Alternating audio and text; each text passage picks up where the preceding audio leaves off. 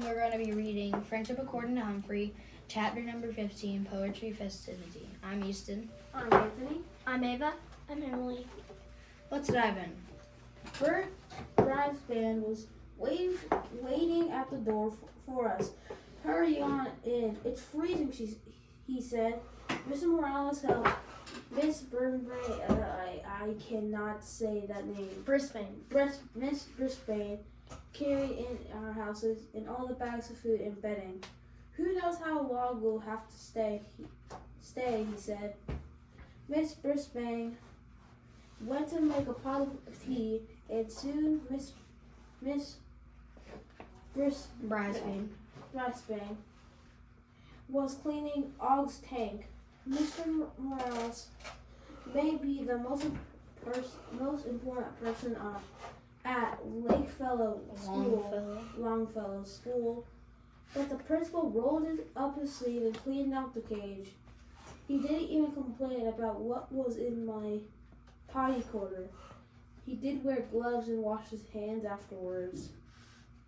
This is a good lesson for all of us, said Miss Brisbane, as she brought a tray of steaming cups of tea, a plate of cookies, and some yummy pieces of broccoli and lettuce for me.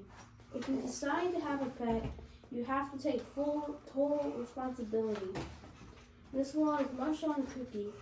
I think they took responsibility for themselves. How on earth did such small creatures knock down that big bag?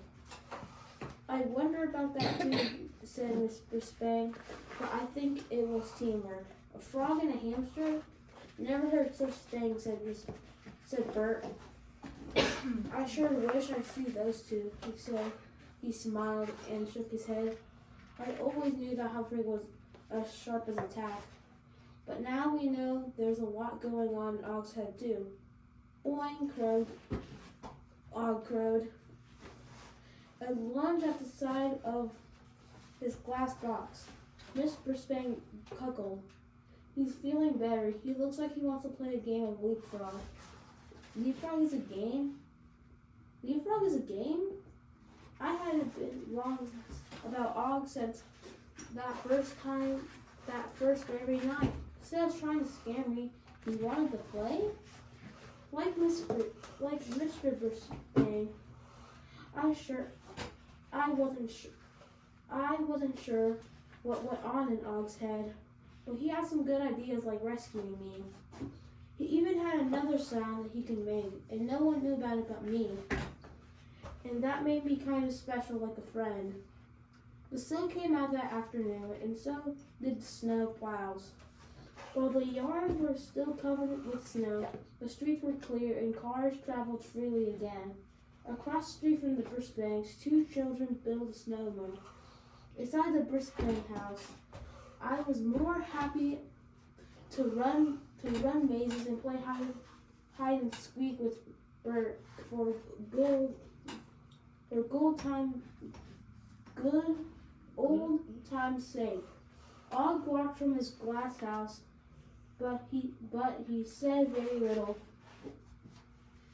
By Monday, the roads had improved enough to go back to school. Thank goodness, because Poetry Festival was coming up on Friday, and there was still a lot of work to do. Some of the students had worked on memorizing their poems and reading them out loud at home over the long weekend. Most had not. Garth Tugway had changed poem 3 times on Monday. He changed it again. Miss Brisbane sent him to the cloakroom to memorize his new section. Miss Brisbane surprised Kirk by asking for his help. You've been a lot better lately knowing when to be funny and when to be quiet, she said. Now I need your help. I don't want this poetry festival to be too serious. I want it to be fun. Would you introduce the poems for us? Kurt's whole face lit up. Sure.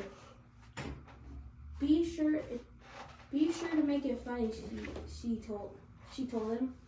By the end of the day on Tuesday, the bulletin board was filled with illustrated poems. The students had copied them out. Along the edges of the board were cut out pictures of famous poets like from Longfellow to a guy named Shakespeare and a lady named Emily Dixon. Late in the day on Wednesday, my classmates finished their Valentine mailboxes. What they did with their ordinary cardboard boxes was excellent. Some of them were covered with red hearts, glitter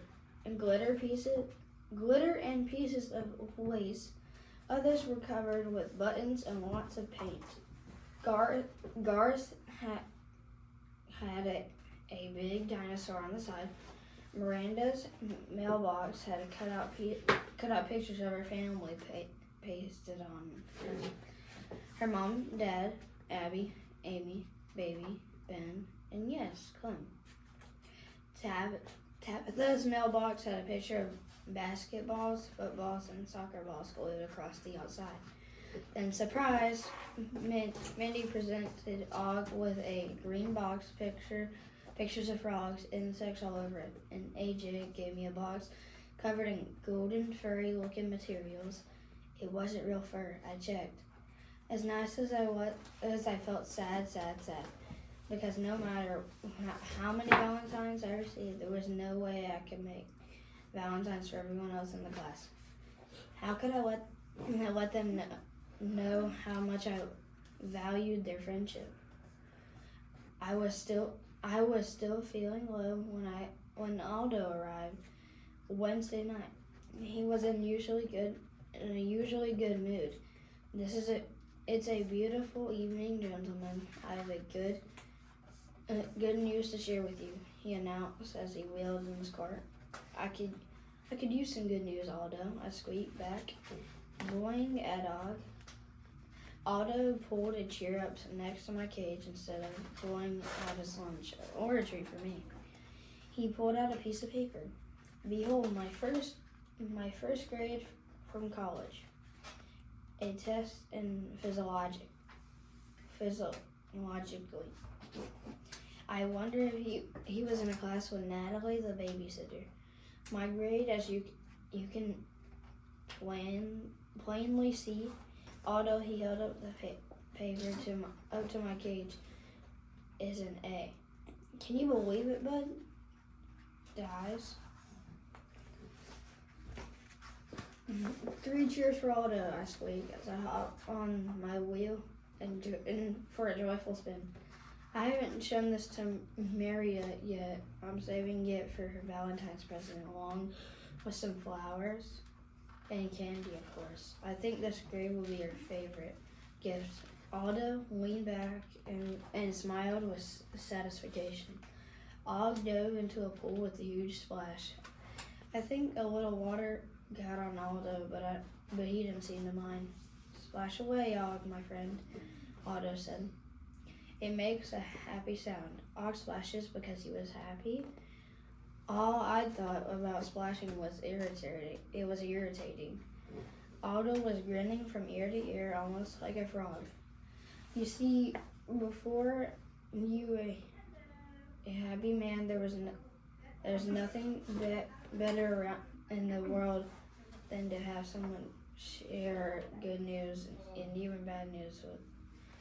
You see, Maria is my wife, but she is also my best friend. I stopped spinning because I felt a little dizzy. I learned about my friendship this year by watching my classmates in room 26. There were friends who got really mad because I made up after room. There were friends who were stuck together through thick and thin. There were friends who reached out to you even when you didn't think you needed a friend. There were friends who could actually rescue you when you were in trouble. There were friends, old friends, silver and gold friends. Later that night, I was sorry. I'd even doubted Og as my friend. I hadn't understood that sometimes frogs feel jealous, and sometimes he feels splashy, happy, but he had come through for me when I needed help. So how do you say thank you to a frog? I decided to write a poem, not just a roses are red, frogs are green poem, but a poem what I really felt. I pulled out my notebook and started to write. The next day was spent rehearsing for the poetry festival and straightening up the room. Boy, those kids' tables can get pretty messy. I didn't pay much attention. I was hunkered down in my sleeping nest, writing my hamster heart out. Finally, Valentine's Day, and everybody was excited. In the morning, the students mailed their Valentine's cards in the big box on Miss Brisbane's desk. During recess, the teacher sorted out the cards and delivered them, humming happily as she dropped them in the boxes. After recess, the students opened their cards. There was a lot of giggling and even some crunching, since Miss Brisbane had also dropped candy hearts in all their mailboxes. Out of the blue, AJ shouted, "Hey, hold on there!" That got everybody's attention. "I got a card from Martin Bean," Seth groaned loudly. "No, listen, he says he's sorry," AJ explained. "I got one too," said Garth. Miranda and Heidi also got I'm sorry cards from Marty. "But he's so mean," Mandy blurted. "People can change," said Miss Brisbane. "I think that we have been quite difficult for Martin to write all those cards, and he gave them to me to deliver. Maybe it's time to give him a second chance." Phew, giving Mean Bean a second chance wouldn't be easy. Yet I recalled that once he started, he was actually pretty nice when he handed out the prizes at the birthday party. Maybe Aldo's talk with him had done some good. No wonder he got an A in physiologically. "I'll give him a second chance," I exclaimed. Of course, it came out squeak, squeak, squeak. "I haven't forgotten you, Humphrey," said Mrs. Green. She came over to help Og and me with our mailboxes. We received cards from all the students in the class. Each one was special, but the one I remember the most was one from Miranda. "Though hamster doesn't have a rhyme, I love you, Humphrey, all the time." She figured out how to write a poem with the word hamster in it after all. I had one more card in my mailbox than Og. It was from Brazil. Yes, Miss Mack had remembered me with a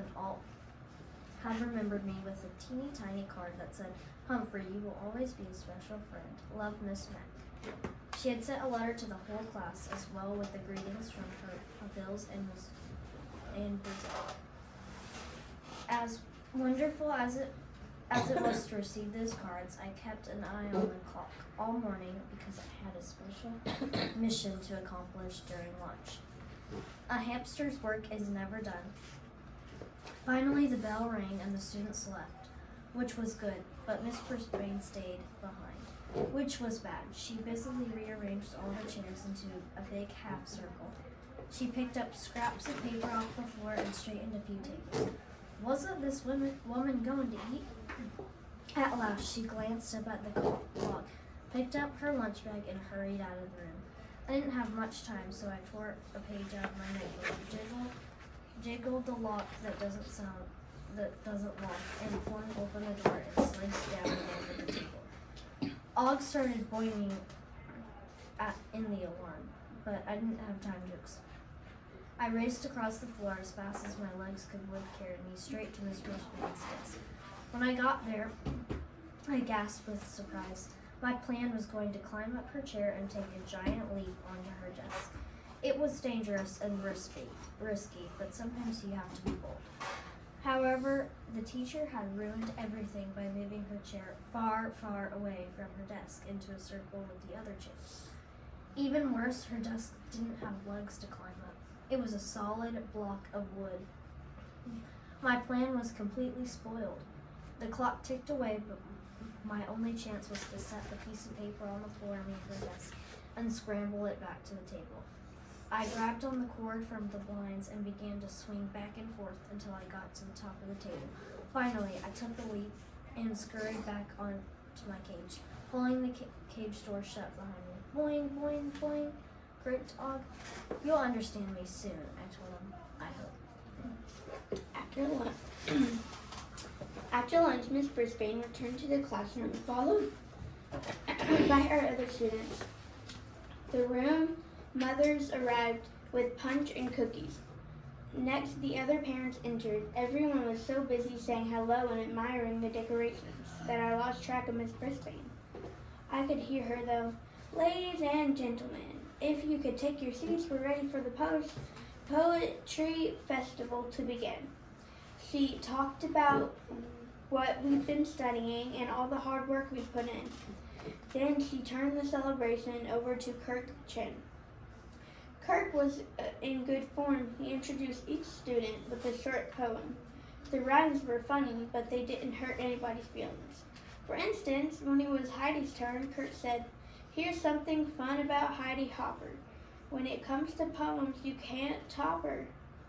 He introduced Tabitha by saying, "Tabitha's new, but boy can she rhyme. We hope she stays a long, long time." And for AJ's poem, he said, "AJ's poem makes him proud, so don't be surprised if he speaks real loud." AJ did too. I was proud of my classmates, as one by one they stood in front of the room and recited their poems. Heidi recited the frog poem she wrote. Instead of her smiley poem, Tabitha performed a funny poem about a baseball player named Cassie. Saya recited the dove poem. Pay attention, Art lost his place in his poem, but he started over again and did fine. If anybody got a word, Miss Brisbane whispered it. Forgot a word, Miss Brisbane whispered it, and nobody seemed to notice. The parents clapped heartily for each and every poem. I did too.